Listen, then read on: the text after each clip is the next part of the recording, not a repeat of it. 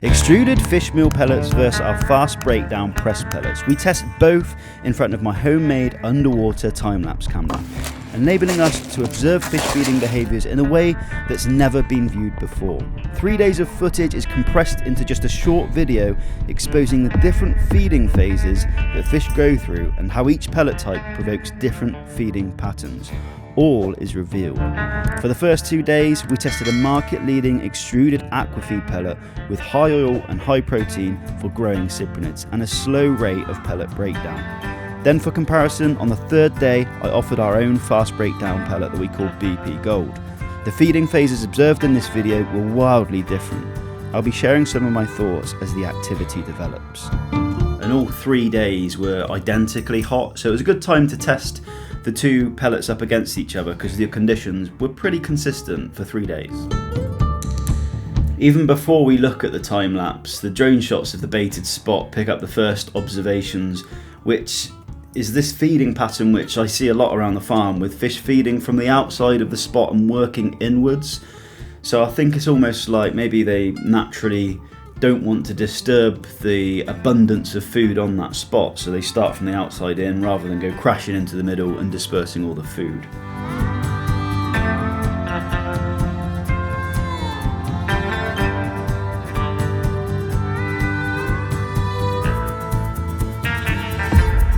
So the first phase observed is this period of essentially disinterest, maybe a bit of investigative exploration, but certainly not enthusiastic feeding activity like I thought we might see.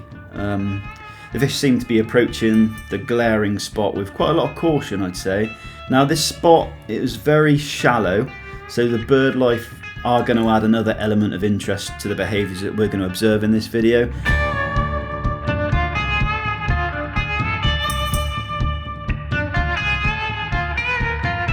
So we're moving through the video quite fast now. I've sped up the boring bits where not a lot happens. The flicker of carp kind of confirms the attendance of carp over the spot, although as you can see the pellets remain in position, so they're not being fed on for a long period. I've sped right through this bit.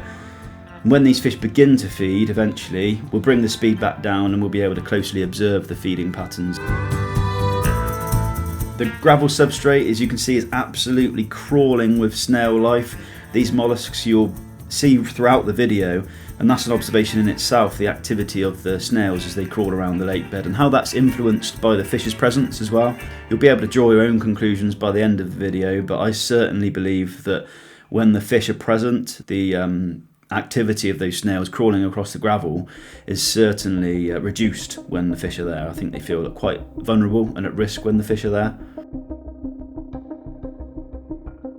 Slowly the frequency of the carp sightings begin to climb, but still without feeding activity. The pellets, as you can see, remain intact right under their nose, but they're not that interested in feeding yet.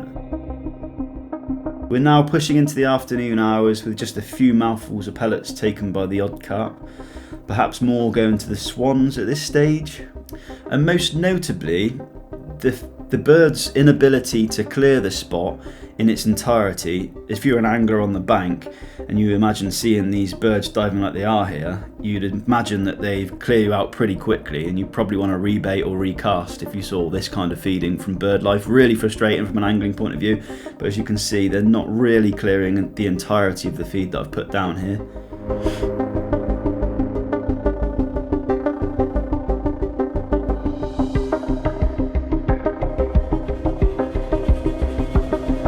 So we're at the end of day one, and darkness falls with the majority of the pellets actually still intact, but uneaten on the lake bed. That observation alone is one that I really didn't expect to see, to be honest.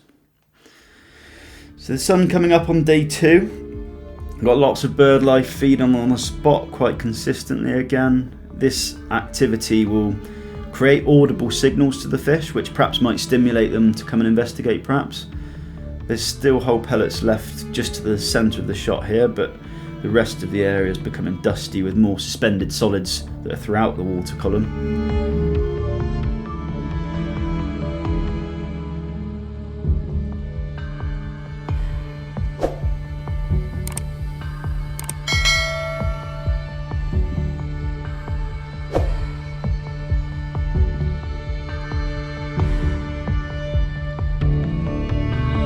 Now the tufties move in. If you're an angler on the bank, by now you're probably convinced that this shallow spot's been completely cleared out by bird life. With the amount of birds feeding on this shallow spot over the last 24 hours, the spot is developing into one which is more symbolic of how we would expect a fast breakdown pellet to behave.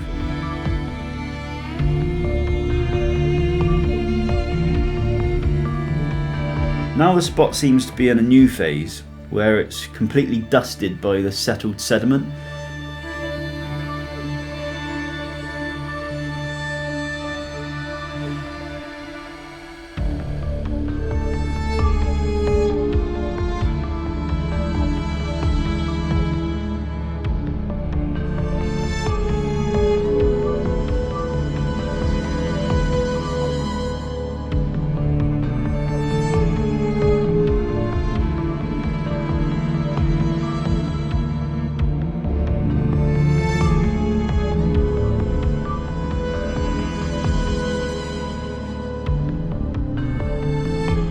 The next phase seems to be one of confidence gained in feeding. Once they begin, others join, and the stimulation seems to build and gain momentum from this point now.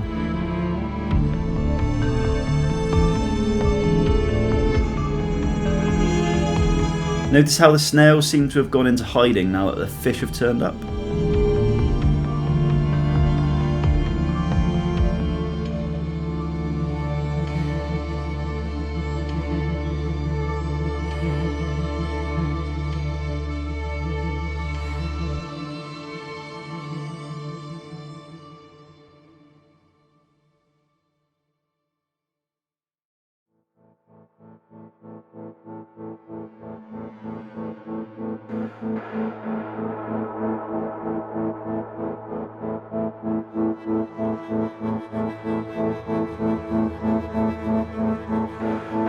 The observation to be made at this point is that the amount of people that would want to feed an extruded pellet because of the slow breakdown and wanting to get maximum food into the intestine of the fish with minimal amounts absorbed by non-target species or wasted as it breaks down. Now, this footage shows that what you think is happening probably isn't the case.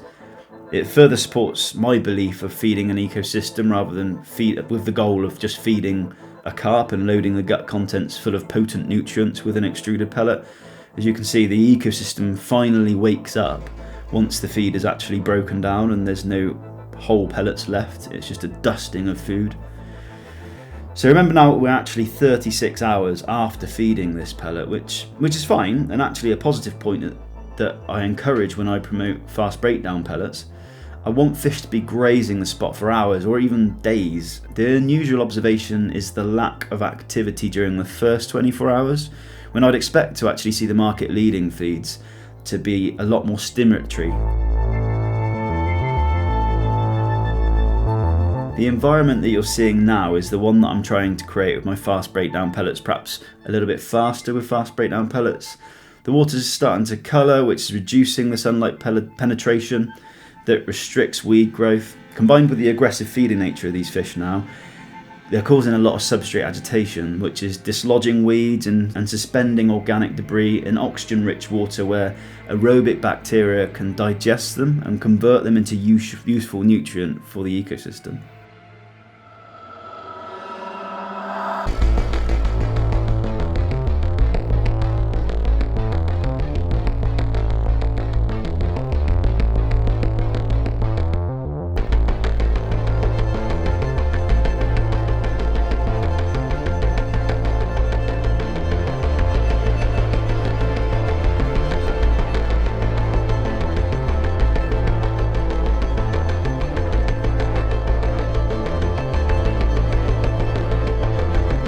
With fish feeding like this, they're also going to be hoovering up snails and gammarus subconsciously that are hiding beneath the gravel. As they're sucking and blowing, they're going to be inhaling those invertebrates. And this grazing activity is actually going to increase the natural food take of these fish when they're feeding like this. You'll see now that the gravel's becoming cleaner, which is actually improving the habitat for the wider aquatic organisms. Some of you might be familiar with the river keeping practice, which involves cleaning the gravel essentially jet washing the gravel with a lance to improve the oxygen circulation through the gravel and create cavities within that gravel for eggs and invertebrates to hide and find cover, so that they can survive, or the eggs can hatch without being predated upon. When these gravel areas become silted, the gaps are filled in, so the eggs and invertebrates aren't able to be housed in the cavities of the gravel.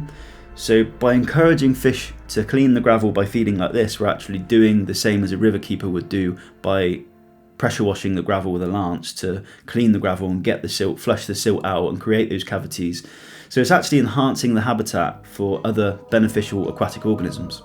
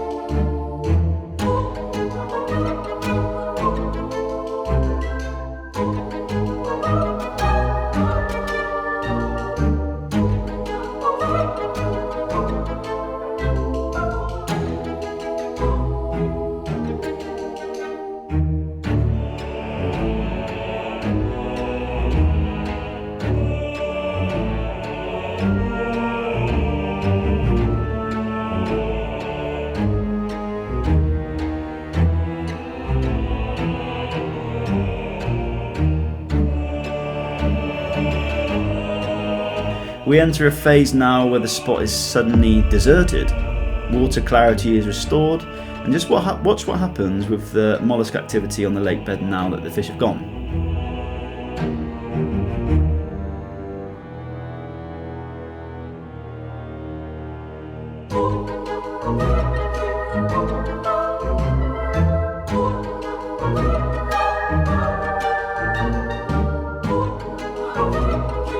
By the morning, the polished spot is crawling with snails. Not a lot else going on.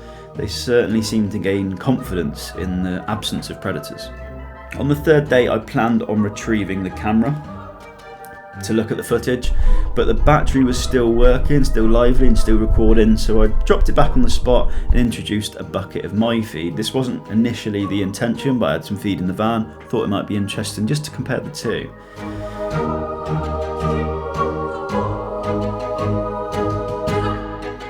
Straight away, the snails seemed to be thankful for the fast breakdown pellet. They were able to work into it and start feeding on those single particles straight away because it breaks down so quickly. Now you'll firstly observe a cloud produced by the pellet, which we didn't see in the extruded pellet test. And that's essentially the syrups that we use to precondition the cereal pellets to help them to bind and add some moisture without adding water that's going to deteriorate the pellets. We're quite similar to the previous 24 hours now. One or two fish have had a mouthful before moving on. Slowly the feeding activity gains momentum through the day in frequency of feeding, and the fish appearances seem to build in numbers. The only difference I'd say is the activity is within just a few hours of the pellets going in. So in the extruded test, extruded pellets, this behaviour was happening after 24 hours. With fast breakdown pellets, they seem to be in there once the pellets are breaking down and gaining confidence much quicker within the first 12 hours of the pellets actually going in.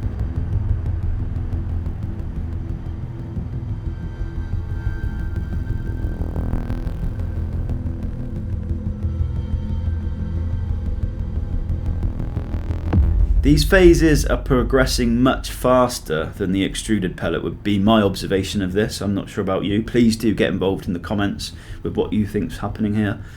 But with the hazy water, the fish start to gain confidence in feeding.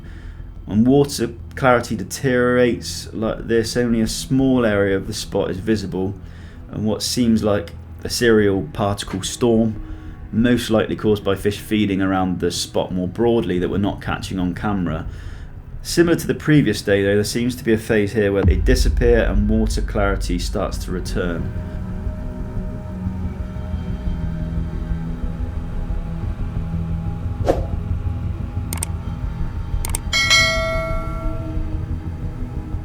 And there we go. What were your thoughts? Let's have a discussion in the comments.